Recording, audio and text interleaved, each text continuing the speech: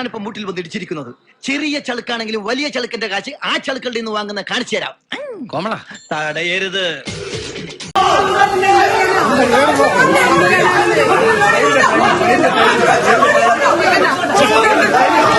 അങ്ങോട്ട് പോണ്ട. എന്താ പോയാല് മതമിളകി ആന കുത്താൻ വന്നാലും നെഞ്ചു വിരിച്ച് നിൽക്കുന്നവനാണോ ഈ നാഗേന്ദ്രൻ?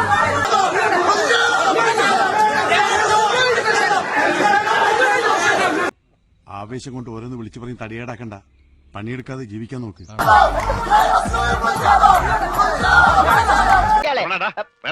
വെറുതെ തല്ലുകൊള്ളണ്ട. A few moments later. ഞാൻ റെയിൽവേ സ്റ്റേഷനിലോട്ട് കയറുമ്പോ ആദ്യം കുറച്ചുപേര് നടന്നു വന്നിട്ട് അവിടെ ഒന്നും തൊള്ളുണ്ടായി.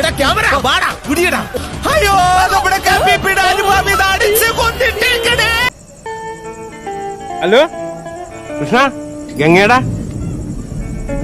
ആ ഒന്നുമില്ല, വെറുതെ ഒരു പണിവാളിയെ പോലെ തോന്നണ്ടാ. പൊന്നോ കൊടുക്കത്താ. പിന്നെ കഴിഞ്ഞിട്ട് ഞാൻ വെറുതെ നടന്നു വരുമ്പോഴാണ് എനിക്ക് ഈ കഴുത്തിന്റെ ഇവിടെ നല്ല പെയിൻ ഉണ്ട്. ആളെ വേണ്ടത്ര പരിചയമില്ലാന്ന് തോന്നുന്നു. ലോകപ്രസിദ്ധനാ. പഴയ ഒരു കലോത്സവത്തിന്റെ ഒരു പത്രവാർത്ത, കഴിഞ്ഞ വർഷം കാസർഗോഡ് നടന്ന മേളയിൽ പെൺകുട്ടികളുടെ മോണാക്ടിൽ 2ാം സ്ഥാനത്ത് പോയ വീണ കുര്യാക്കോസ് ഇത്തവണ പ്രഥമ സ്ഥാനം നേടിയിട്ടുണ്ട്. ഈ വീണ കുര്യാക്കോസ് പിന്നീട് വീണ ജോർജ് മന്ത്രിയുമായി. ഇന്നുമാ എന്നെ തെരിയില്ല.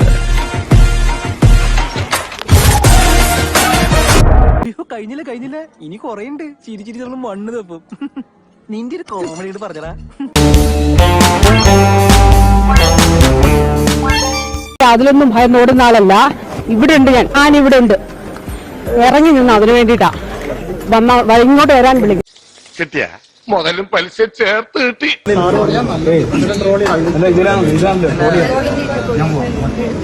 ചെറിയൊരു ചതവേ ഉള്ളൂ. ഈ കെട്ടിന്റെ ആവശ്യമൊന്നുമില്ല. പക്ഷേ എനിക്കും എന്റെ പാർട്ടിക്ക് ഇത് ആവശ്യമുണ്ട്. KSU പ്രതിഷേധത്തിനിടെ ആരോഗ്യമന്ത്രി വീണ ജോർജിന് പരിക്കേറ്റതിൽ മുഖ്യമന്ത്രിയുടെ ആദ്യ പ്രതികരണം. ആരോഗ്യമന്ത്രിക്കെതിരെ ഉണ്ടായ ആക്രമണം ഹീനരാഷ്ട്രീയമെന്ന് മുഖ്യമന്ത്രി പിണറായി വിജയൻ വിമർശിച്ചു. വയസ്സുകളൊക്കെ തോനായില്ലേ, ഇനിയെങ്കിലും ഈ തറ വേലകളൊക്കെ നിർത്തി അവനെ ജോലികൾ ചെയ്ത് ജീവിക്കാൻ നോക്കണേ. പ്രതിഷേധക്കാർ അങ്ങോട്ട് വരുന്നുണ്ട്. അവർ മന്ത്രിയുടെ അടുത്തേക്ക് അടുക്കുന്നില്ല.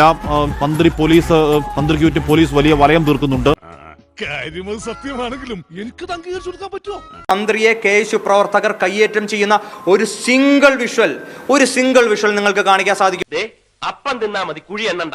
പ്രതിഷേധക്കാരോട് മന്ത്രി കയർക്കുന്ന ദൃശ്യങ്ങളൊക്കെയാണ് ഇതിൽ നമ്മൾക്ക് ഇപ്പോൾ പുറത്തു വരുന്ന ദൃശ്യങ്ങളിൽ നിന്ന് വ്യക്തമാകുന്നു. ഇതിനപ്പുറമുള്ള എന്തെങ്കിലും ദൃശ്യം ഉണ്ടോ എന്നറിയില്ല. ഇതിൽ നിന്ന് എന്ത് മനസ്സിലായി? എല്ലാവർക്കും സന്തോഷമായല്ലോ. എനിക്ക് സന്തോഷമായി. എല്ലാവർക്കും പിരിഞ്ഞു പോവാം.